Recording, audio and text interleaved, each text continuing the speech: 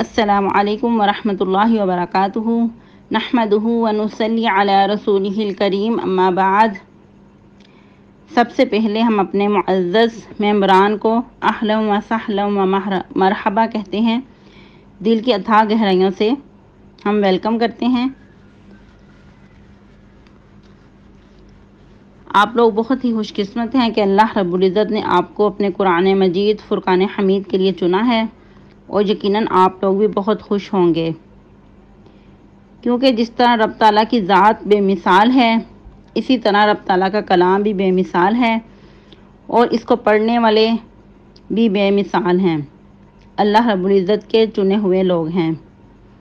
بہت ساری احادیث سے بھی پتہ چلتا ہے کہ قرآن مجید کو پڑھنے پڑھانے والے اللہ رب العزت کے خاص بندے ہیں۔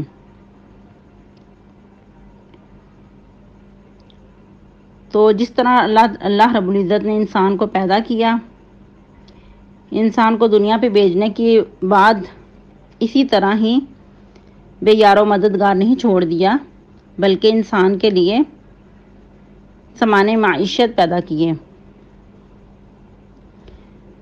تو اسی طرح انسان کی خوراک کا بھی بندوبست کیا۔ انسان کی خوراک کا جو ہے وہ بندوبست زمین سے کیا، کیونکہ اللہ رب العزت نے انسان کو مٹی سے پیدا کیا ہے، زمین سے پیدا کیا۔ اسی طرح اس کی جسمانی خوراک کا انتظام زمین میں رکھ دیا، زمین سے کر دیا، اور انسان کی جو روح ہے اس کی سرابی کے لیے اللہ رب العزت نے اپنے پاس سے کلام اللہ نازل کیا۔ جس طرح ہم انسانوں کو جسمانی صحت کے لیے سرابی کی ضرورت ہوتی ہے، کھانے پینے کی ضرورت ہے، اسی طرح روح کی سرابی کے لیے بھی قرآن مجید کی ضرورت ہے۔ ہماری روح بھی پیاسی ہوتی ہے، اور اگر انسان اس کو قرآن مجید کے ساتھ سیراب نہیں کرتا تو پھر یہ روح بسیدہ ہو جاتی ہے، یہ روح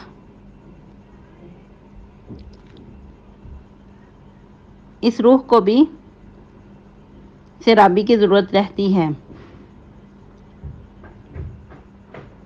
تو جس طرح کوئی ہم مشینری خریدتے ہیں، اس کو چلانے کے لیے ہمیں مکمل گائیڈ لائن چاہیے ہوتی، اسی طرح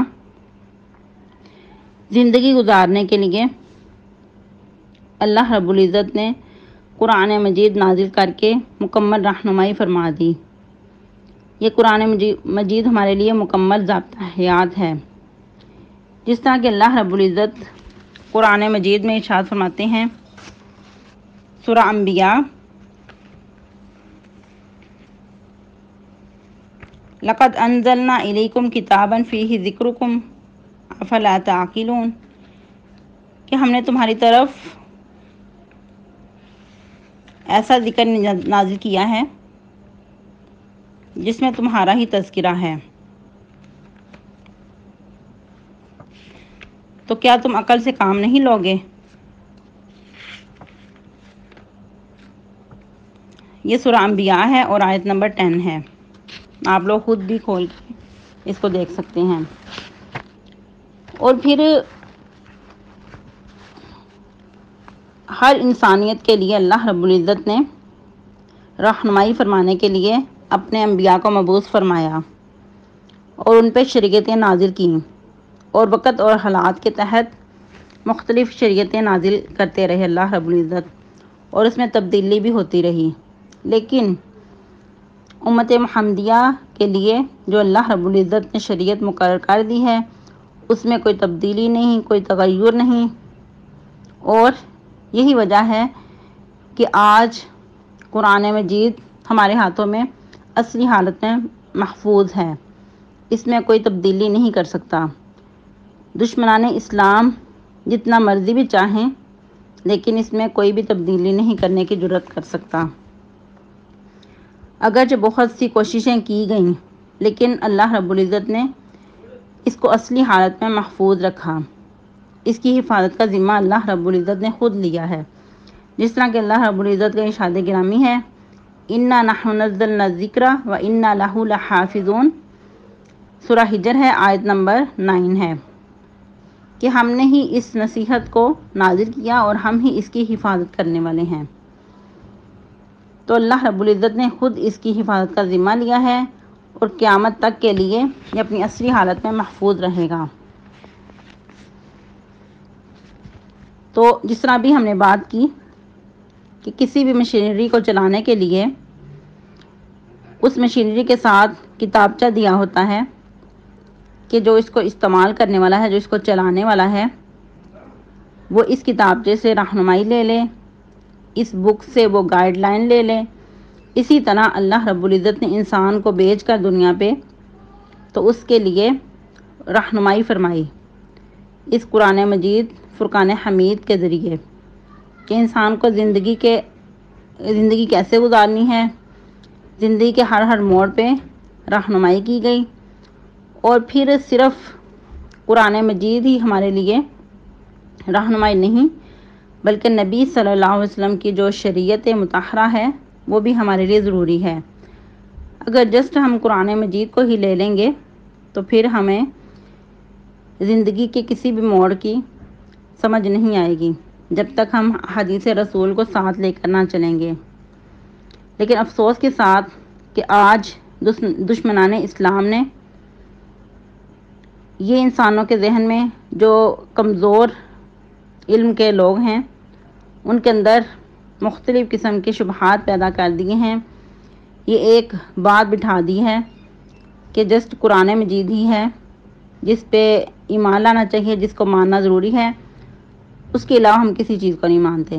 لیکن یہ بہت غلط بات ہے۔ جس طرح اللہ رب العزت نے قرآن مجید کا ذمہ لیا ہے اس کی حفاظت کا، اسی طرح احادیث رسول کا بھی ذمہ لیا ہے۔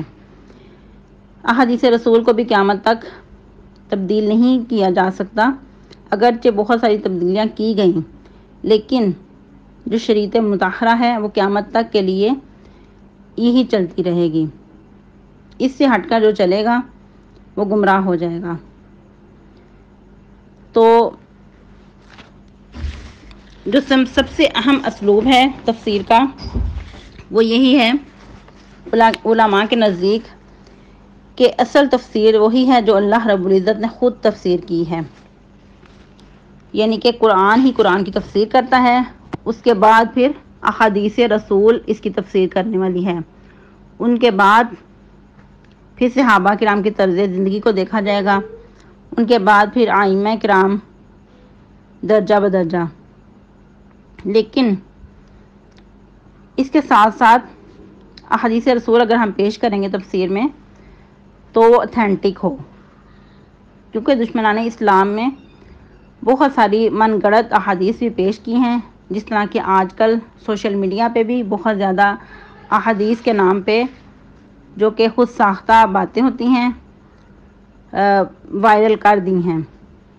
لیکن ہمیں وہی احادیث لینی ہوگی جو اتھینٹک ہو، جو واقعی نبی صلی اللہ علیہ وسلم نے فرمائی ہو، کیونکہ نبی صلی اللہ علیہ وسلم کا ارشاد گرامی ہے من کذب علی متعمدا فلیتبوأ مقعدہ من النار، کہ جو مجھ پر ایسی بات گڑے، میری طرف ایسی بات منسوب کرے جو میں نے نہیں فرمائی، تو اسے چاہیے کہ اپنا ٹھکانہ جہنم میں بنا لے۔ استغفر اللہ، بہت ہی زیادہ سخت یہ وعید ہے، کوئی چھوٹی بات نہیں۔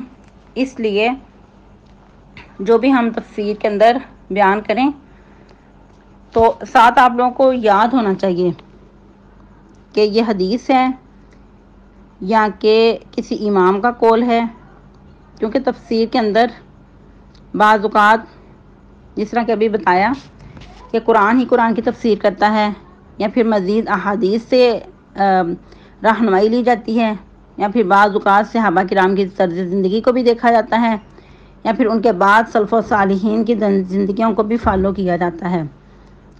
تو بعض اوقات صحابہ کرام کے قول بھی ہوتے ہیں، لیکن کم علمی کی وجہ سے بعض اوقات ہم لوگ ان کو بھی احادیث رسول کا نام دے دیتے ہیں۔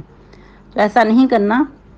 جب آپ لوگ سبق یاد کریں تو اس کے اندر آپ لوگوں نے اپنے نوٹ بک پہ لکھنا ہے کہ یہ فلاں صحابی کا قول ہے یا نبی صلی اللہ علیہ وسلم کا ارشاد ہے یعنی کہ احادیث مبارکہ ہے یا پھر قرآن کی آیہ مبارکہ ہے. یہ بہت ہی ضروری ہے، ورنہ اس کے اندر انسان تھوڑی سی بھی کمی پیشی کر دے تو بہت ہی زیادہ کبیرہ گناہ کا مرتکب ہو سکتا ہے. اللہ رب العزت ایسی بدقسمی سے بچا کر رکھے. تو ابھی ہم بات کر رہے تھے کہ یہ بھی ہم دیکھیں گے کہ کیا قرآن مجید کو ترجمہ تفسیر کے ساتھ پڑھنا ضروری ہے.